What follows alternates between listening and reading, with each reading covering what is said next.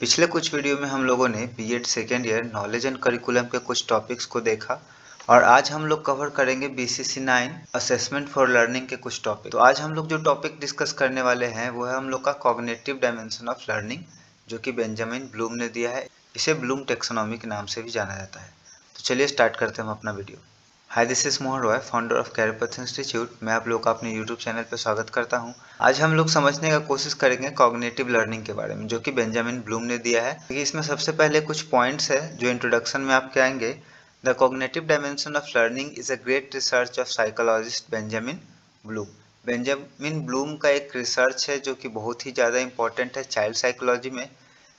उसके बाद it is also known as Bloom taxonomy. It's highlight 6 level of thinking from lowest to highest, that is remembering to creating. इसमें Benjamin Bloom ने 6 level के बारे में discussion किया है, जो कि हम लोग का लोवेस्ट से शुरू होकर के हाईएस्ट तक जाता है। और इसमें शुरुआत होता है हम लोग का रिमेम्बरिंग से, जब हम लोग किसी चीज़ को याद करना शुरू करते हैं उससे, और फिर ये ख़त्म हो जाता है जाकर के क्रिएटिंग पे। और इसी को हम लोग एक एक करके धीरे धीरे समझने का कोशिश करेंगे। तो इसके लिए मैंने यहाँ पे देखिए एक डायग्राम बनाया है, जिसमें सबसे नीचे या बेस कह सकते हैं आपका, उसमें रिमेम्बरिंग है। उसके बाद सेकेंड नंबर पे हम लोग का अंडरस्टैंडिंग है, तीसरे पे अप्लाइंग है, चौथे पे एनालाइजिंग है, पाँचवें पे इवेलुएटिंग है, और लास्ट में हम लोग का क्रिएटिंग है।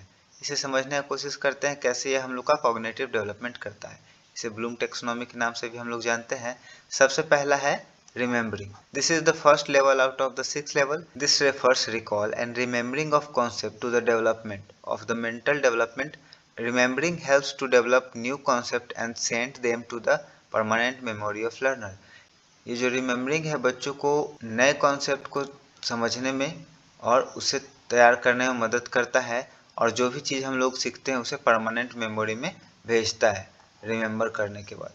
ठीक है, उसके बाद दूसरा स्टेप हम लोग का है अंडरस्टैंडिंग, है ना। This is the second level of mental development process. In this step learner develops the understanding by concept और topics they remember in the previous level. देखिए, पहले लेवल जो रिमेंबरिंग था उसमें कोई भी कॉन्सेप्ट अगर वो लर्न करके परमानेंट मेमोरी में भेज देता है तो उससे क्या होता है, लर्नर के माइंड में एक आइडिया क्रिएट हो जाता है, और जिससे वो क्या करते हैं, अपना एक कॉन्सेप्ट प्रिपेयर कर लेते हैं अपने प्रीवियस नॉलेज के मदद से। उसके बाद हम लोग का थर्ड है अप्लाइंग। नया कॉन्सेप्ट सीखे हैं उसको अप्लाई कहाँ पे करेंगे। This is the third level of cognitive learning. In this level learner are able to applying the concept they learn on the basis of their learning. इसमें क्या करते हैं, जो वो कॉन्सेप्ट नया सीखे हैं, जब भी वो अपने लाइफ में या अपने एकेडमिक्स के टाइम में कोई भी अगर प्रॉब्लम फेस करते हैं तो वो जो कॉन्सेप्ट क्रिएट करके रखे हुए हैं वो उसे अप्लाई करते हैं। According to their understanding they know the right situation on their problem and use the right concept. यहाँ पे टी आपका छूट गया, यहाँ पे ऐड कर लीजिएगा। Concept which is use to solve the problem और find the solution of the given situation. This also helps to overcome the various hurdle come in their success or the goal. तो ऐसे इसे समझने की कोशिश करते हैं। अकॉर्डिंग टू देयर अंडरस्टैंडिंग, जितना उनका समझदारी डेवलप करता है लर्नर का, जो भी टफ सिचुएशन या प्रॉब्लम उनको फेस करना पड़ता है पढ़ते समय या लाइफ में, वो अपने कॉन्सेप्ट का यूज करके उसका सॉल्यूशन ढूंढने का कोशिश करते हैं, और मदद अपने कॉन्सेप्ट के मदद से उस सिचुएशन से निकलने का कोशिश करते हैं, ओवरकम करने का कोशिश करते हैं, और जो भी रुकावट आते हैं, हर्डल आते हैं, उसे पार करने का कोशिश करते हैं, जो कि उनके सक्सेस के बीच में आ रहा होता है ना। लास्ट 4 हम लोग का है analysing. This is the fourth level of cognitive dimension of learning. In this step the learner try to check their concept of idea which they develops by previous step. ठीक है, इसमें क्या करते हैं, लर्नर ट्राई करते हैं क्या करने का, चेक करते हैं कि जो वो आइडिया सीखे हैं। ठीक है, अब यहाँ पे अगर वो प्रॉब्लम सॉल्व करने का, पिछले टॉपिक में हम लोग देखे कि जो प्रॉब्लम आता है उसको सॉल्व करने के कॉन्सेप्ट लगाते हैं। अगर वो नहीं सॉल्व कर पाते हैं, कोई प्रॉब्लम डिफ़िकल्टी फेस होता है, तो वो उसे चेक करेंगे कि क्या वो जो कॉन्सेप्ट डेवलप किए हैं अपने माइंड में वो सही है या नहीं है, जो आइडिया वो लगा रहे हैं, जो कॉन्सेप्ट वो लगा रहे हैं अपने प्रॉब्लम को सॉल्व करने में, वो सही है कि नहीं। At this level they also able to know their strength and weakness. जब यहाँ पे बच्चे पहुँच जाते हैं तो उन्हें अपनी कमजोरी और अपनी ताकत के बारे में पता होता है, और उसके अकॉर्डिंग वो वर्क करते हैं, अपने वीकनेस को दूर करते हैं। And the area of their problematic field. जो एरिया, मतलब अगर आप मैथ बना रहे हैं तो आपको पता चल जाएगा जब भी आप डिफ़िकल्टी फेस करेंगे किसी भी सेक्शन में तो आपको उसे दूर कर लेना है। और इस तरह से बच्चे क्या करते हैं, जब भी वो प्रॉब्लम फेस करते हैं तो उनको पता चलता है कि उन्हें कहाँ पर डिफ़िकल्टी हो रहा है और इससे वो क्या करते हैं, उसे सॉल्व करने का कोशिश करते हैं। आफ्टर द सेल्फ एनालाइजिंग, जब वो खुद को एनालाइज करते हैं कहाँ उन्हें प्रॉब्लम फेस हो रहा है, they know what and how can improve themselves. अब इतना कर लेने के बाद उन्हें पता होता है कि उन्हें क्या करना है और कैसे खुद को इम्प्रूव करके अपने कमजोरियों को दूर करना है, ख़त्म करना है। This develops their self understanding and make them mentally strong. और ये क्या, उनको सेल्फ अंडरस्टैंडिंग, अपने बारे में, उस लर्नर को खुद के बारे में समझने में मदद करता है। और इसके वजह से वो बच्चा क्या होता है, मेंटली स्ट्रांग होता है। जैसे कोई भी पर्सन अगर धीरे धीरे करके अपने सारे कमियों को दूर करते जाए तो मेंटली और उनका विल पावर काफ़ी स्ट्रांग हो जाएगा। वो लाइफ के किसी भी फील्ड में सक्सेस अचीव कर सकते हैं काफ़ी easily. And prepare themself for the changes if they not don't overcome from that situation. और अगर कोई भी प्रॉब्लम आता है जिसको वो ओवरकम नहीं कर पाते हैं तो उस सिचुएशन को फेस करने के लिए क्या करते हैं, प्रिपरेशन करते हैं। उसके बाद है हम लोग का 5th नंबर में इवेल्युएटिंग। ठीक है, this is the 5th level of cognitive dimension of learning. In this step learner calculate and check their result after the applying of concept and that they learn from the previous step.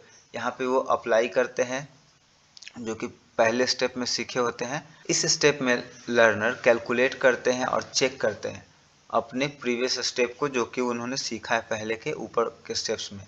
In this step they get clarity about the concept and utilise the right and wrong. यहाँ पे उनको clarity हो जाता है। अगर वो कोई concept सीखे हैं तो उन्हें पता चल जाता है कि जो हम लोगों ने कॉन्सेप्ट सीखा है वो सही है या रॉन्ग है। मतलब जो अपने एनालाइज करते हैं, पेपर को देखते हैं तो उन्हें पता चल जाता है। अगर सॉल्व कर पाते हैं सही से, उनका डिफ़िकल्टी को दूर कर पाता है तो जो वो कॉन्सेप्ट डेवलप किए हैं वो सही है। अगर नहीं कर पाता है तो वो कॉन्सेप्ट क्या है, रॉन्ग है। और उसे इरेज करके बच्चे फिर से अपना अलग लेवल से या अलग तरीके से फिर से डेवलप करने का कोशिश करते हैं। This level provides an opportunity to detect. ये जो लेवल है वो क्या मौका देता है, क्या करने का, डिटेक्ट करने का, पहचानने का। The mistake they done and correct them.